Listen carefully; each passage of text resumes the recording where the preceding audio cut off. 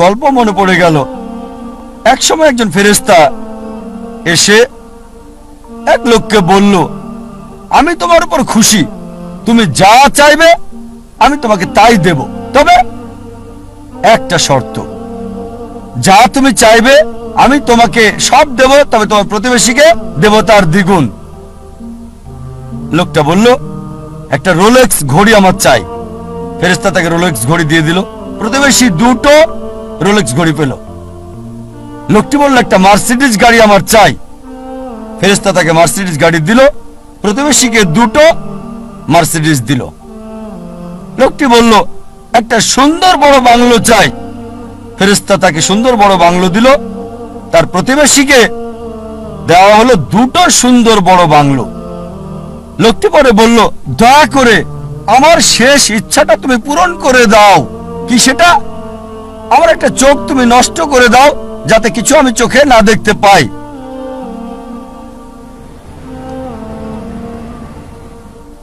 চিন্তা করেন, সে তার নিজের চেয়ে প্রতিবেশীকে নিয়ে বেশি ব্যস্ত। তার জীবন সহজ কিন্তু জটিল সেটা ভাবছে না সে। প্রাচুর্য কি দারিদ্রতা যাই থাকুক, সে বেশি চিন্তিত তার প্রতিবেশীর চেয়ে ভালো জীবন যাপন করা নিয়ে। এ কারণেই সে ফেরেশতাকে বলল, আমার একটা চোখ নষ্ট করে দাও, যাতে প্রতিবেশীর দুটো চোখই নষ্ট হয়ে যায়। এভাবে আমরা প্রতিবেশী কেন্দ্রিক। নিজে সুখী কিনা ভাবছে না, দেখতে পারবে কিনা সেটাও ব্যাপার না। যেহেতু প্রতিবেশী সম্পূর্ণ অন্ধ হবে, তাই একটা চোখ হারাতে কোনো আপত্তি নাই। প্রতিবেশী কেন্দ্রিক। কিছু লোক বন্ধু কেন্দ্রিক, কিছু আবার শত্রু কেন্দ্রিক। তারা বেশি চিন্তিত তার শত্রু কি করছে সেটা নিয়ে। শত্রু কি চিন্তা করছে আমার ব্যাপারে তা নিয়ে পরিকল্পনা করে। শত্রু যদি এটা করে আমি ওটা করব। সব সময় সারা জীবন চিন্তা করে এভাবে শত্রুরা কি করছে। এটা আপনি পাবেন বিভিন্ন ক্ষেত্রে। ব্যবসায়ী চিন্তা করছে তার শত্রুর ব্যাপারে, ছাত্র চিন্তা করছে শত্রুর ব্যাপারে। তারা যা চিন্তা করে তার প্রতিরোধ চিন্তা করে। শত্রু যা চিন্তা করছে তার প্রতিরোধমূলক চিন্তা। বেশিরভাগ সময় তারা কাটায় শত্রুর মোকাবেলার চিন্তা করে। তাদেরকে একটা সুন্দর শান্তির উপদেশ দিতে চাই, যা আমি অনুসরণ করি। যদি কেউ আপনার দিকে পাথর ছুঁড়ে মারে, নিজেকে এতটা উঁচুতে নিয়ে যান যাতে পাথর আপনাকে ছুঁতে না পারে। কেউ আপনার দিকে ঢিল ছুঁড়ে মারলে নিজেকে এমন উঁচুতে নিয়ে যান যাতে পাথর আসতে না পারে। তাহলে প্রতিযোগিতার প্রশ্ন আসবে কি করে? আপনার বিরুদ্ধে শত্রুর পরিকল্পনার সুযোগ আসবে কি করে? আরেকটা উপদেশ, যদি কেউ ইট ছুঁড়ে মারে আপনার দিকে, এই ইট দিয়ে ঘর তৈরি করেন আপনি। স্কুলে শিখতাম মার্শাল আর্ট, কেরাতি, জুডো। যদি বড় কেউ আপনাকে ধাক্কা দেয়, কি করতে হবে? সাইড স্টেপ নিতে হবে। তার শক্তি কাজে লাগিয়ে তাকে ফেলতে হবে, তার শক্তির ব্যবহার। কেউ যখন আপনাকে ইট মারবে, সেই ইট দিয়ে ঘর তৈরি করেন। কিছু লোক সুনাম কেন্দ্রিক। তারা সুনাম চায়, মূল উদ্দেশ্য খ্যাতি পাওয়া। যে কোনো অনৈতিক কাজ করতে প্রস্তুত, নিয়মকানুন বিসর্জন দিতে পারে।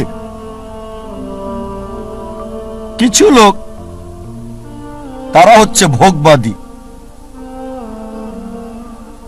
তারা সম্পদ কেন্দ্রিক। সব সময় চিন্তা করে অর্জন কি, কত সম্পদ করেছে, তারা কি পড়ে। আর এটা কমন, খুবই কমন মানুষের মধ্যে, বিশেষ করে ধনীদের মধ্যে। বন্ধুদের সাথে দেখা হলে গল্প শুরু করে, কোন ব্র্যান্ডের ঘড়ি পরেছো? এটা কি ট্যাগ হিয়র নাকি ওমেগা? ও, এটা রোলেক্স। ফিতাটা কিসের? আয়রনের নাকি চামড়ার? বেসালটা কি? ও, কোন ধরনের ডাল? Gold plated, diamond stone? ও, কারুকাজ করা, পার্টি ফিলিপ।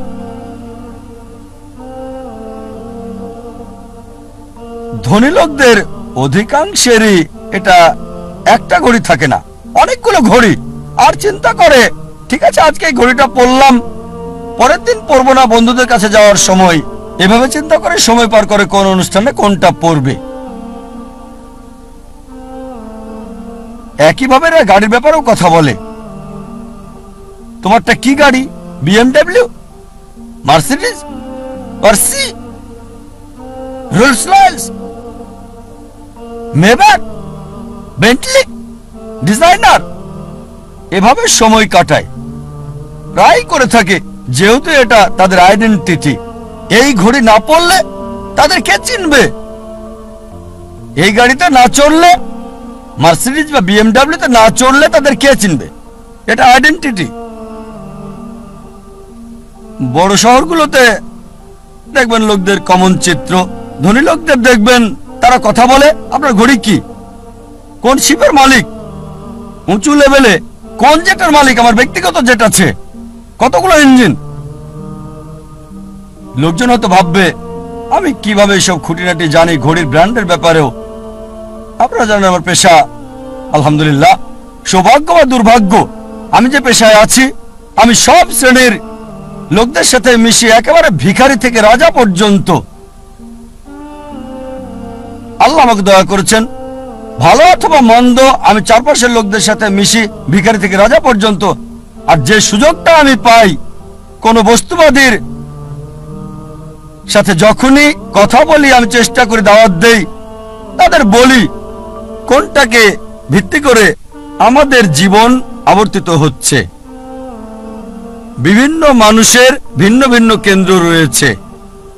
কিছু লোক তারা আত্মকেন্দ্রিক, সবকিছুতে নিজেদের কথা ভাবে, পৃথিবীর অন্য মানুষকে নিয়ে কোনো মাথা ব্যথা নেই, নিজেদের নিয়ে তারা ব্যস্ত থাকে।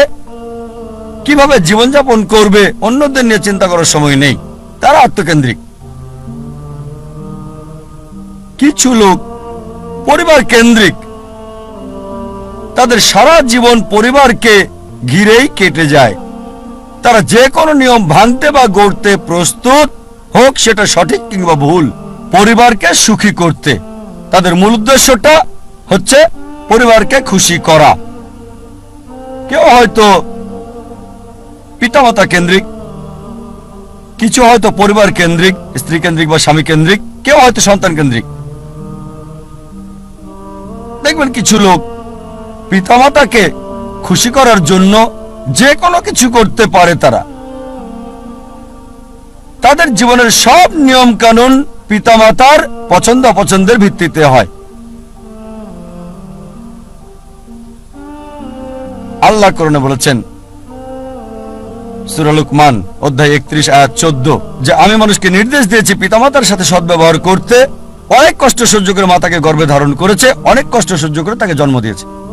ঠিক তারপরে আয়াত সূরা লুকমান অধ্যায় 31 আয়াত 15 বলছে, যদি তোমার পিতামাতা চেষ্টা করে, জিহাদ করে, চেষ্টা আর সংগ্রাম করে তোমাকে বাধ্য করে আল্লাহ সুবহানাহু ওয়া তাআলা ছাড়া অন্য কারো ইবাদত করতে, যে বিষয়ে তোমার কোনো জ্ঞান নেই, তাদের মানবে না, তবে তাদের সাথে থাকো ভালোবাসা আর মমতা দিয়ে।